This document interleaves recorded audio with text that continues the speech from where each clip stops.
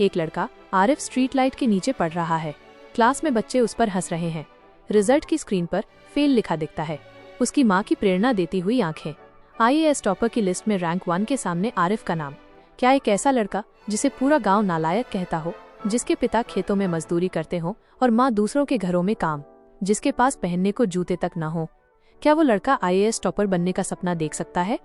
ये कहानी है आरिफ की, उस लड़के की जिसे स्कूल में उसके फटे जूतों के लिए चिढ़ाया गया, जो 2 बार परीक्षा में फेल हुआ, जिसे उसके अपने पिता ने भी कह दिया था, बेटा ये तेरे बस की बात नहीं। लेकिन ये कहानी हार की नहीं, उस एक रात की है जब उसकी माँ ने उससे कहा, बेटा आज हार गया तो हमेशा के लिए नालायक कहलाएगा, लेकिन अगर उठ खड़ा हुआ तो एक दिन महानायक बनेगा। आइए देखते हैं कैसे लोगों के तानों और 2 असफलताओं ने मिलकर रचा भारत के सबसे कठिन एग्जाम के टॉपर की अविश्वसनीय कहानी। रतनपुर गांव का धूल भरा चौराहा। दोपहर की तपती धूप में सब कुछ शांत है। बूढ़े लोग बरगद के पेड़ के नीचे सुस्ता रहे हैं और कुछ औरतें कुएं पर पानी भर रही हैं। इसी शांत माहौल में एक 12-13 साल का लड़का आरिफ सिर झुकाए तेजी से चला आ रहा है। उसके कपड़ों पर धूल लगी है और हाथ में एक पुरानी सी किताब है। जैसे ही वो चौराहे से गुजरता है, गांव के सरपंच चौधरी साहब की आवाज गूंजती है। चौधरी साहब ताना मारते हुए, अरे ओ आरिफ, आज फिर कौन सी किताब में मुंह काला कर रहा है? तेरे बाबू को देख, खेतों में हाड़ तोड़ मेहनत कर रहा है और तू है कि बस इन कागज के पन्नों में घुसा रहता है। आरिफ चुपचाप खड़ा हो जाता है, उसकी नजरें जमीन पर गड़ी हैं। एक दूसरा ग्रामीण, चौधरी जी क्या कहें इसे, ये तो पैदाइशी नालायक है, न खेत का काम होता है न कोई दूसरा हुनर है इसके हाथ में, राम जाने इसका क्या होगा। ये शब्द नालायक आरिफ के कानों में पिघले हुए शीशे की तरह उतर जाते हैं। उसकी मुट्ठियां भिंज जाती हैं, चेहरा शर्म से लाल हो जाता है। वो कुछ बोलना चाहता है लेकिन शब्द उसके गले में ही अटक जाते हैं। वो तेजी से वहाँ से निकल जाता है, लेकिन लोगों के हंसने की आवाज उसका पीछा करती रहती है। वो गांव के बाहर एक सूने टीले पर जाकर बैठ जाता है। उसकी आंखों में आंसू हैं, लेकिन उन आंसुओं के पीछे एक आग जल रही है। वो अपनी किताब को सीने से लगा लेता है और आसमान की तरफ देखकर खुद से फुसफुसाता है, सब मुझे नालायक कहते हैं, लेकिन मैं नालायक नहीं हूँ। मेरे अंदर भी एक सपना है। आज ये लोग मुझ पर हंस रहे हैं, लेकिन एक दिन आएगा, एक दिन मैं इसी गांव में इतना बड़ा आदमी बनकर लौटूंगा कि यही लोग मेरे लिए तालियां बजाएंगे। मैं सबको साबित करके दिखाऊंगा कि मैं कुछ बन सकता हूँ। उसकी आंखों से आंसू अब भी बह रहे थे, लेकिन अब वे हार के नहीं बल्कि एक अटूट इरादे के आंसू थे। आरिफ की छोटी सी टूटी फूटी झोपड़ी, दीवारों पर मिट्टी के लेप की दरारें साफ दिख रही हैं। एक कोने में चूल्हा है और दूसरे कोने में कुछ पुराने बर्तन। शाम का समय है। आरिफ के पिता रमजान खेतों से मजदूरी करके लौटे हैं। उनके पैर मिट्टी से सने हैं और चेहरे पर दिन भर की थकान साफ दिख रही है। वो चुपचाप आकर एक बोरी पर बैठ जाते हैं। आरिफ की माँ सलमा, जो दिन भर पास के बड़े घरों में काम करके लौटी हैं, उनके लिए पानी का लोटा लाती हैं। सलमा थकी हुई आवाज में, आज फिर मालिक ने दिहाड़ी काट ली, कहते हैं काम ठीक से नहीं किया। रमजान एक गहरी सांस लेते हैं, कुछ नहीं कहते। उनकी चुप्पी घर की गरीबी को और भी ज्यादा महसूस करा रही थी। आरिफ एक कोने में बैठा ये सब देख रहा है। आज रात खाने में सिर्फ सूखी रोटी और नमक है। वो अपनी रोटी का आधा टुकड़ा चुपके से अपनी माँ की थाली में रख देता है, ये जानते हुए कि माँ ने सुबह से कुछ नहीं खाया है। अगले दिन क्लास में टीचर पढ़ा रहे हैं। आरिफ सबसे पीछे बैठा है। उसकी नजरें किताब पर हैं, लेकिन उसका ध्यान अपने फटे हुए जूतों पर है, जिन्हें उसने धागे से सिलकर पहनने लायक बनाया है। क्लास के कुछ अमीर लड़के उसे देखकर फुसफुसाते हैं और हंसते हैं। एक लड़का धीरे से, अरे देखो फटे जूते वाला आया है, इसके घर में शायद एक ही कमीज है, रोज यही पहनकर आ जाता है। टीचर की नजर आरिफ पर पड़ती है। वो उसकी लगन को देखते हैं, लेकिन उसकी गरीबी को भी समझते हैं। लंच ब्रेक में जब सब बच्चे अपना टिफिन खोलते हैं, आरिफ पेट दर्द का बहाना बनाकर क्लास से बाहर चला जाता है और हैंडपंप से पानी पीकर अपनी भूख मिटाने की कोशिश करता है। वो चुपचाप ये सब सहता था, क्योंकि वो जानता था कि शिकायत करने से कुछ नहीं बदलेगा। उसकी हिम्मत उसकी किताबें थी, जिनमें उसे एक अलग ही दुनिया दिखती थी, एक ऐसी दुनिया जहाँ गरीबी और मजाक के लिए कोई जगह नहीं थी। वही पुरानी क्लासरूम, बाहर हल्की हल्की बारिश हो रही है। टीचर, जिनका नाम मास्टर वर्मा था, आज बच्चों से उनके भविष्य के बारे में बात कर रहे थे। मास्टर वर्मा, बच्चों पढ़ाई सिर्फ इम्तिहान पास करने के लिए नहीं होती, ये हमें सपने देखना और उन्हें पूरा करने का रास्ता सिखाती है। बताओ तुम सब बड़े होकर क्या बनना चाहते हो? एक एक करके बच्चे खड़े होते हैं। मैं डॉक्टर बनूंगा, मैं आर्मी में जाऊंगा, मैं इंजीनियर बनकर बड़ी बड़ी मशीनें बनाऊंगा, मैं पायलट बनकर आसमान में उड़ूंगा। क्लास बच्चों की ऊंची ऊंची आकांक्षाओं से गूंज रही थी। मास्टर वर्मा मुस्कुरा रहे थे। फिर उनकी नजर सबसे पीछे बैठे आरिफ पर पड़ी, जो हमेशा की तरह अपनी दुनिया में खोया हुआ था। मास्टर वर्मा, आरिफ तुम खड़े हो जाओ, तुम क्या बनना चाहते हो? आरिफ धीरे से खड़ा होता है। पूरी क्लास उसकी तरफ मुड़कर देखती है। एक पल के लिए सन्नाटा छा जाता है। आरिफ शांत लेकिन दृढ़ आवाज में, सर, मैं IAS ऑफिसर बनना चाहता हूँ। जैसे ही उसने ये कहा, क्लास में पहले एक गहरी चुप्पी छाई और फिर जोरदार ठहाकों का शोर गूंज उठा। बच्चे हंसते हंसते लोटपोट हो रहे थे। वही लड़का जो उसका मजाक उड़ाता था जोर से चिल्लाया, हा हा हा, अरे फटे जूते वाला कलेक्टर बनेगा, पहले अपने जूते तो सिलवा ले। पूरी क्लास हंस रही थी। मास्टर वर्मा ने गुस्से में मेज पर डंडा पटका, चुप हो जाओ सब। लेकिन तब तक आरिफ का चेहरा अपमान से झुक चुका था। उसकी आंखों में पानी भर आया था। उस दिन जब वो स्कूल से घर लौट रहा था, बारिश तेज हो चुकी थी। वो बारिश में भीगता हुआ चल रहा था, शायद इसलिए ताकि कोई उसके आंसू न देख सके।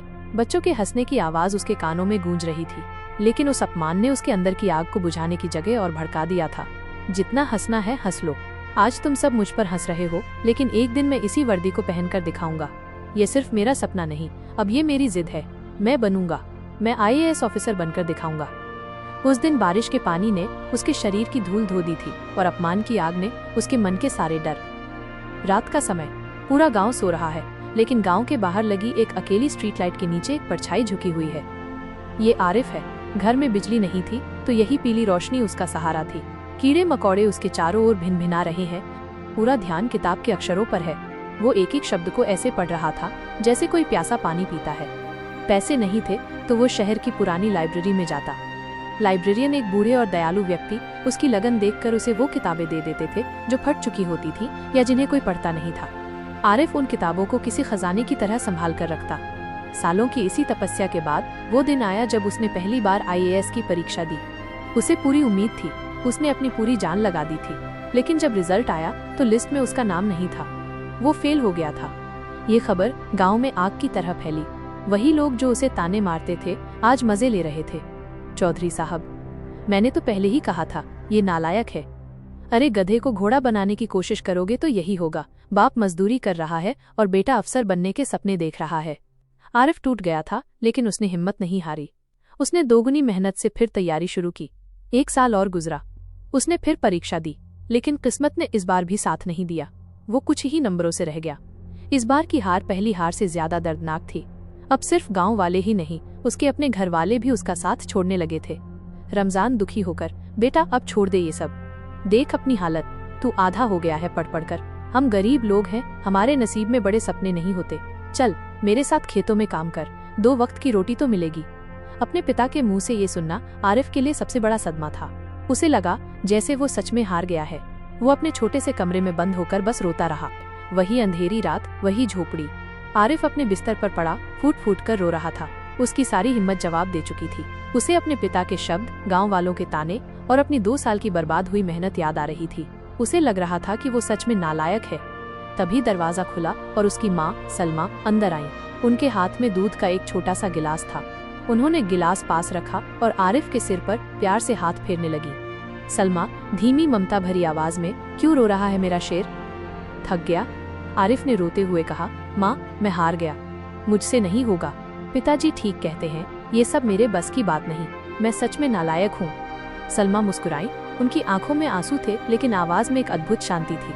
उन्होंने आरिफ का चेहरा ऊपर उठाया और उसकी आंखों में झांक कर कहा, सलमा बेटा, नालायक वो नहीं होता जो गिर जाता है, नालायक तो वो होता है जो गिरकर दोबारा उठता ही नहीं। दुनिया तुझे आज नालायक कह रही है, और अगर तूने आज हार मान ली तो तू उनकी बात को सच साबित कर देगा। फिर तू हमेशा के लिए नालायक कहलाएगा। वो एक पल रुकी और फिर उनकी आवाज में एक नई ताकत आ गई। सलमा, लेकिन अगर तू आज अपने आंसू पोंछकर फिर से खड़ा हो गया, अगर तूने दुनिया को दिखा दिया कि तू कितनी भी बार गिरे फिर से उठ सकता है, तो एक दिन यही दुनिया जो तुझे नालायक कहती है तुझे महानायक कहेगी। अब फैसला तेरे हाथ में है बेटा, तुझे नालायक बनकर जीना है या महानायक बनकर एक मिसाल कायम करनी है। माँ की ये बातें किसी साधारण शब्द की तरह नहीं थी। वे आरिफ के दिल में एक तीर की तरह चुभ गईं। नालायक से महानायक तक का सफर। अचानक उसकी आंखों से आंसू बहने बंद हो गए। उसने अपनी माँ के हाथ पकड़ लिए। उसे अपनी मंजिल साफ दिखने लगी थी। आरिफ एक नई दृढ़ता के साथ, नहीं माँ, मैं हार नहीं मानूंगा, मैं नालायक नहीं महानायक बनूंगा। उस रात आरिफ सोया नहीं।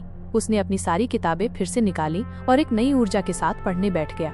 उस रात अंधेरा बहुत घना था, लेकिन आरिफ के मन में उम्मीद का एक नया सूरज उग चुका था। सुबह के 4 बजे हैं। पूरा गांव सो रहा है। आरिफ अपनी साइकिल पर अखबारों का बंडल लादे तेजी से गलियों में घूम रहा है। हर घर में अखबार फेंक रहा है। ठंडी हवा उसके चेहरे पर लग रही है, लेकिन उसकी आंखों में नींद नहीं, एक जुनून है। अखबार बेचकर मिले थोड़े से पैसों को वो संभाल कर रखता है ताकि वो अपनी किताबों और फॉर्म के खर्चे निकाल सके। दोपहर का समय है। वो शहर की लाइब्रेरी के एक कोने में बैठा है, दुनिया से बेखबर, किताबों में डूबा हुआ। उसके नोट्स बनाने का तरीका बदल गया है। वो अब सिर्फ पढ़ नहीं रहा बल्कि हर टॉपिक को गहराई से समझ रहा है। शाम हो गई है। वो अपने पिता के साथ खेतों में मजदूरी कर रहा है, ईंटें उठा रहा है, मिट्टी खोद रहा है। पसीना उसकी पीठ पर बह रहा है, लेकिन वो हर दर्द को अपनी ताकत बना रहा है। उसे अपने पिता का बोझ कम करना था। रात का समय है। वो घर के बाहर बैठकर अब भी स्ट्रीट लाइट के नीचे नहीं बल्कि अपनी कमाई से खरीदे एक छोटे से सोलर लैंप की रोशनी में पड़ रहा है। वो हर दिन खुद से वही बात दोहराता था जो उसकी माँ ने कही थी, ये दर्द, ये थकान, ये सब अस्थाई है। लोग मुझे नालायक कहते हैं, कहने दो। मेरा जवाब मेरे शब्द नहीं, मेरा रिजल्ट देगा। हर एक आंसू, पसीने की हर एक बूंद मुझे मेरी मंजिल के करीब ले जा रही है। मैं नालायक नहीं, महानायक बनने के रास्ते पर हूँ। उसकी दिनचर्या एक तपस्वी की तरह थी। उसने दुनिया के सारे सुख चैन त्याग दिए थे। उसका एक ही मजहब था और एक ही लक्ष्य था, IAS। इस बार उसकी तैयारी में सिर्फ ज्ञान नहीं बल्कि उसके आंसुओं, उसकी माँ के विश्वास और उसके पिता के सपनों का बल भी शामिल था। एक छोटे से शहर का इंटरनेट कैफे। आरिफ एक पुराने कंप्यूटर के सामने बैठा है। उसकी उंगलियां कांप रही हैं। आज IAS का फाइनल रिजल्ट आने वाला है। वेबसाइट बार बार क्रैश हो रही है। उसका दिल जोर जोर से धड़क रहा है। उसे अपने जीवन के सारे संघर्ष एक पल में याद आ रहे हैं। काफी देर बाद वेबसाइट खुलती है। वो कांपते हाथों से अपना रोल नंबर टाइप करता है और एंटर दबाता है। स्क्रीन पर एक PDF फाइल खुलती है। वो धीरे धीरे नामों की लिस्ट को स्क्रॉल करता है और फिर उसकी नजरें एक नाम पर आकर रुक जाती हैं। Name Arif Khan, rank 1। एक पल के लिए उसे अपनी आंखों पर विश्वास नहीं होता। रैंक 1?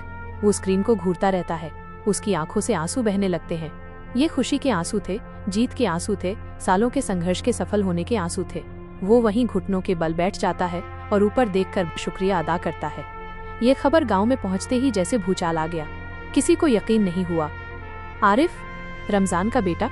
अरे वही नालायक लड़का, मजाक मत करो। लेकिन जब टीवी पर आरिफ की तस्वीर और IAS टॉपर की पट्टी चली तो पूरे गांव में सन्नाटा छा गया। जो लोग उसे ताना मारते थे वे शर्म से सिर झुकाए खड़े थे और फिर धीरे धीरे शर्म की जगह गर्व ने ले ली। जब आरिफ गांव लौटा तो नजारा देखने लायक था। वही चौराहा जहां कभी उसका मजाक उड़ा था आज फूलों से सजा था। ढोल नगाड़े बज रहे थे। चौधरी साहब, जिन्होंने उसे सबसे पहले नालायक कहा था, आज सबसे आगे खड़े होकर उस पर फूलों की माला बरसा रहे थे। चौधरी साहब गर्व से चिल्लाते हुए, यही है हमारा बेटा, रतनपुर की शान। इसने हमारा सिर गर्व से ऊंचा कर दिया। जो लोग उसे नालायक कहते थे आज उसे कंधों पर उठाए हुए थे और आरिफ भैया जिंदाबाद के नारे लगा रहे थे। गांव के उसी चौराहे पर एक छोटा सा मंच बनाया गया है। आरिफ मंच पर खड़ा है। उसके माता पिता पास में बैठे हैं। उनकी आंखों में गर्व और खुशी के आंसू हैं। पूरा गांव उसे सुनने के लिए इकट्ठा है। आरिफ माइक पकड़ता है। एक पल के लिए वो चुपचाप सबको देखता है। आरिफ शांत और विनम्र आवाज में, आज आप सब मुझे यहाँ देखकर हैरान हैं। मैं भी हैरान हूँ क्योंकि मैं वही आरिफ हूँ जिसे आप सब नालायक कहते थे। मैं वही हूँ जो फटे जूते पहनकर स्कूल जाता था। मैं वही हूँ जो स्ट्रीट लाइट के नीचे पढ़ता था। और आप लोगों की बात किसी हद तक सही भी थी। मैं 2 बार फेल हुआ था। मैं टूट गया था। मैंने लगभग हार मान ली थी। वो अपनी माँ की तरफ देखता है और मुस्कुराता है। आरिफ, लेकिन मेरी माँ ने मुझे एक बात सिखाई। उन्होंने कहा कि हार तब नहीं होती जब आप गिर जाते हो, हार तब होती है जब आप उठने से इनकार कर देते हो। उन्होंने कहा कि दुनिया की नज़र में नालायक से महानायक बनने का सफर सिर्फ एक कदम का है और वो कदम है हार न मानने का। वो अपने पिता के पास जाता है और उनके खुरदुरे छालों से भरे हाथ अपने हाथों में ले लेता है। आरिफ भावुक होकर, ये हाथ, ये मेरे पिताजी के हाथ हैं। इन हाथों ने खेतों में पसीना बहाया ताकि मैं किताबों पर स्याही चला सकूं। आज मैं जो कुछ भी हूँ इन छालों की वजह से हूँ। ये मेरे लिए सिर्फ हाथ नहीं, मेरी सबसे बड़ी ताकत है। आरिफ गांव वालों से, अगर दुनिया आपको नालायक कहे तो हार मत मानो। मेहनत और विश्वास से आप अपनी किस्मत खुद लिख सकते हो। हर गिरावट एक नई शुरुआत है। दोस्तों, ये सिर्फ आरिफ की कहानी नहीं है, ये आपकी और हमारी कहानी है।